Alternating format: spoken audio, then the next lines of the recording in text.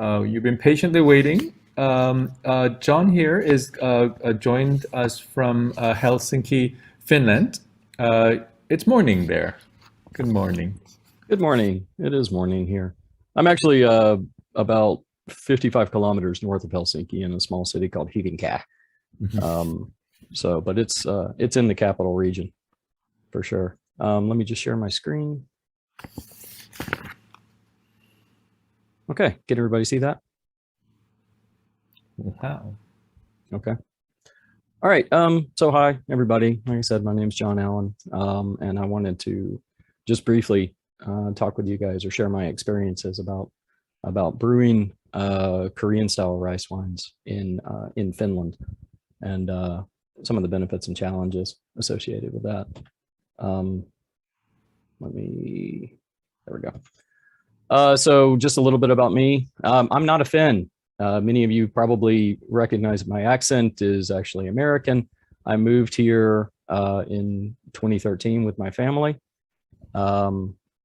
Educational background, I've got a Bachelor's of Science in Geology from the University of Georgia in the US. I'm originally from Georgia. I got my master's degree in engineering here in Finland.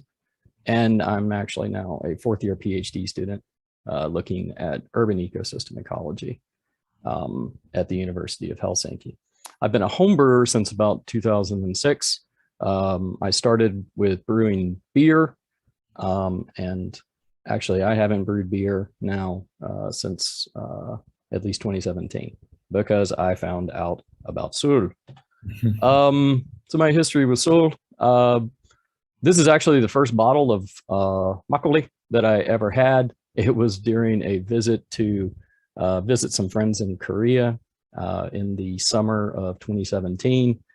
And I had never even heard of it before. I had no idea about this category of beverage. And so I was very interested in it and quite intrigued, and tried every one that I could find during that visit to Korea. And then when I got back, I decided that I would try to brew it myself because it was not to be found anywhere in Finland. That was quite the learning process for me. But I did manage to actually figure out some ways to do it here. And I have been brewing Suul ever since then.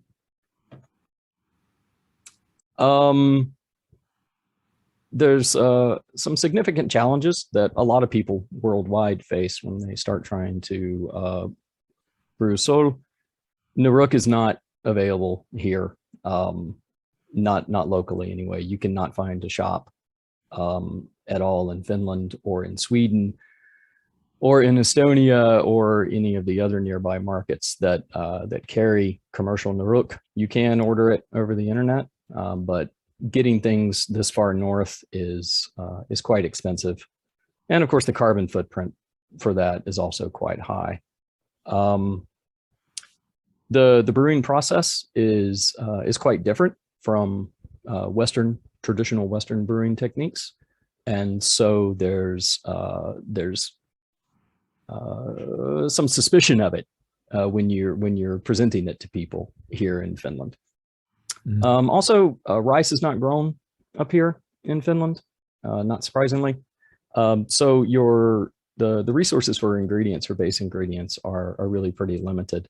I do have easy access to a kind of rice that's a good analog for Metstol, but it's grown in Italy.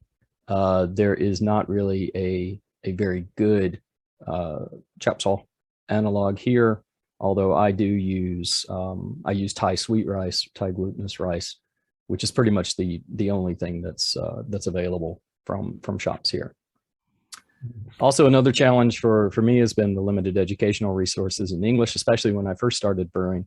Of course, Julia and Jeff are changing that and have been changing that for the past several years and have contributed a lot to the educational resources that are accessible to me. Another challenge is that it's quite cool here, as you might imagine. Year round, we don't get hot temperatures very much at all I mean, even in the summertime. Right now, it's just below freezing. So it's, you know, the temperatures can be kind of cool for brewing. But there are some significant advantages. Sorry, the animations on this slide have gotten all messed up. There is excellent air and water quality here. There's easy access to nature. There is a tradition of home brewing. One of the oldest styles of brewing in the world is Sahti, one of the oldest Western styles of beer brewing. Sahti is still made here and is enjoyed by many people. There's also a tradition of wild fermented foods. So there is sourdough rye bread is the national bread of Finland, and it's a wild fermented sourdough. Also making sauerkraut is a tradition here. So this is my son and his great aunt making happankali, as it's called in Finnish, which is sauerkraut. We do that every year. There is also wheat and barley, and rye and oats are grown here quite often, so, or in great quantities rather. So there is easy access to those grain crops. And, well, like I said, tradition of home brewing. And this is the last bullet point here. Many places have, many homes and even apartment buildings have cold cellars. So those make excellent places for storing and aging your brews. And this is actually the cellar at my wife's aunt and uncle's house. And I currently have many bottles of rice wine stored in there, aging. One of the things that I'm particularly interested in is trying to make Suul with the flavors of Finland. One of the things that I have in a jar right now fermenting is one made using spruce tips, which is picture number 5 over there. And that has a wonderful, it's a very unique flavor. And that's something that I'm very excited to get into bottles soon. Blueberries grow throughout the forests here. It's actually bilberries is what they are, but they have a very nice flavor and a beautiful color. Juniper is another kind of traditional flavor here. Juniper is used in brewing of sahti, but it's also used in cooking, the berries especially. Rowan, which is the picture number 10 down there, that's a very common tree here. It produces a bitter and tart berry that you can get some nice, interesting flavors out of. And of course, beets. Beets are kind of a staple crop here. They're very tasty. They're very sweet, and they give a beautiful color to your rice wines. These 2 sets of rice wine pictures that you got over here on the right hand side. The beet one is obviously the red one. The white one was made using snow that I collected from the countryside in 2021, at the beginning of 2021, when we had a big snowstorm. I went out to a lake nearby and collected, I think, 20 liters of snow and melted it and filtered it, and then used only that water to produce this. And I feel like this was one of my tastiest batches to date, and that's going to be an annual tradition for me. Some other things that I'm planning to use are kind of unique products and ingredients for Finland.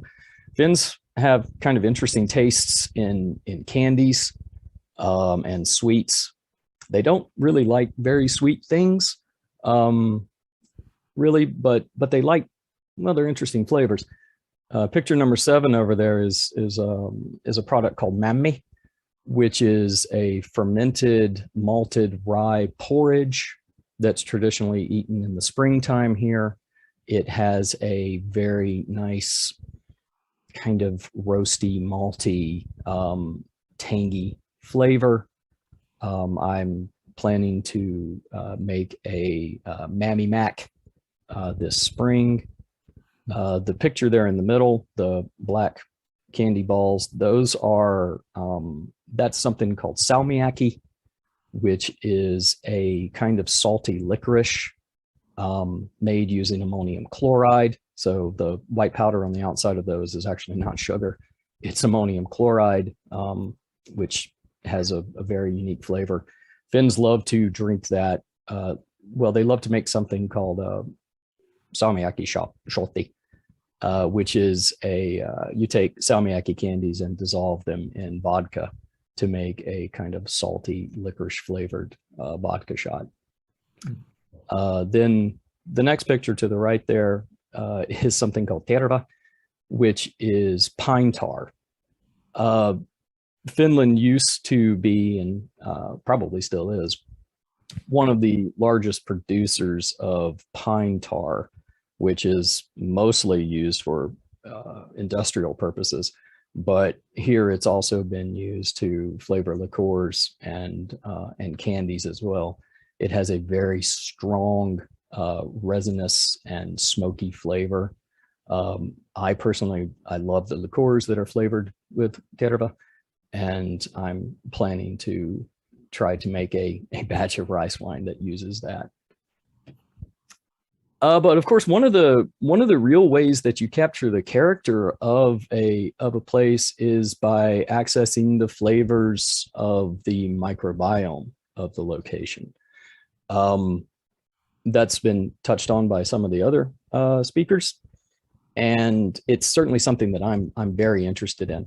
Not only my interest in this is not only to try to capture the flavors and characters of the Finnish landscape, but it's also a very practical reason because, like I mentioned, Nuruk is very difficult to get here. So in order to be more of a more sustainable brewer in this environment, it's important to be able to produce, or important to be able to handle most aspects of the brewing process myself locally. So I've been experimenting for the past couple of years with making Finnuruk, as I'm calling it, using plant materials and grain that's produced locally. So these are several batches that I've done actually.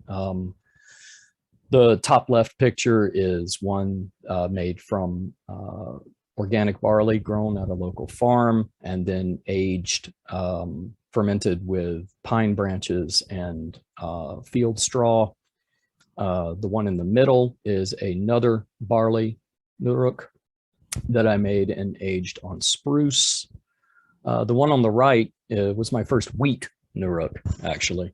Again, made with wheat from a local organic farm. And that one I aged on spruce and bog rosemary and mugwort. We do mugwort grows here as well. I just found out last year. And so I've collected some of that and dried it, and I'm using it in my Nuruk production. I'm also interested in scaling up beyond the very small countertop scale that I've been able to do in my apartment. Recently, back in August, actually, I got access to a small commercial kitchen and a great big steam oven there, and was able to brew a larger batch. So this was a 25-liter batch of single stage brew that I made using Thai sweet rice and spring water. This is my friend Nicholas Lamponen, who is also a enthusiastic Suul consumer and brewer. He spent some time as a student in Korea a few years ago and discovered makgeolli there, and so we've been collaborating on some brews. I'm also really interested in commercializing Suul here in Finland. There's some positive aspects to this. Craft beer, much like in the United States, craft beer enthusiasm has swept through Finland. There are now many good craft beer breweries here. So while Finns have traditionally, just up until 5 or 6 years ago, really really were only drinking this mass-produced Euro lager. They're now much more interested in new flavors and new types of beer and better quality drinks.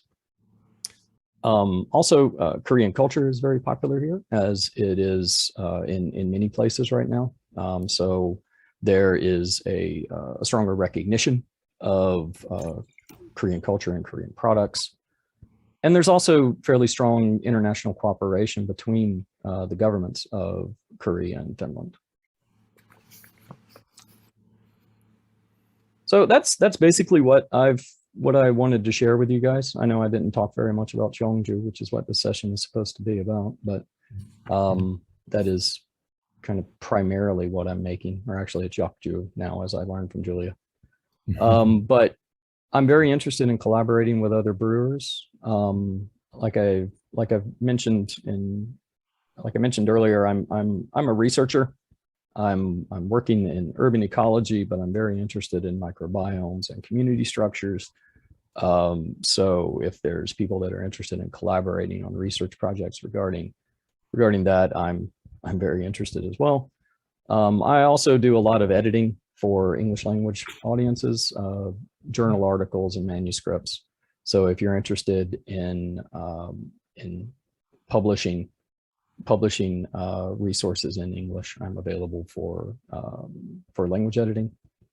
I would love to exchange Naruks with people. I am actually able now to make Finn Naruk fairly successfully and consistently, and it's working. So it would be interesting to taste the flavors that are created by other people's Naruks from other parts of the world. And I'm also interested, of course, in swapping recipes and developing recipes. And if you happen to be in Finland for some reason, let's meet up and let's brew. That would be fun. Feel free to contact me. The contact information is below. You can find me on Untapped at Snowdrift Brewer, and I'm on Instagram as well. Or you can email me there, snowdriftbrewer@gmail.com. Thanks. Thank you, John. That was wonderful. Can't wait to taste your snow Cheongju. That's wonderful. Yeah, that one I'm looking forward to doing that one again. I really am. Wow. It was a lot of fun. It was kind of challenging. First of all, to get the snow, because you want to get away from the urban area to collect it. Yeah. Of course. Yeah. And when I went out to collect it, it was I think there was about 80 centimeters of snow on the ground. Oh my God. And I had to hike about a half a kilometer to get to the lake that I wanted to get the snow from, but it was worth it. I think so. Okay. So that's Cheongju, end of session 2. And I'd like to open floor for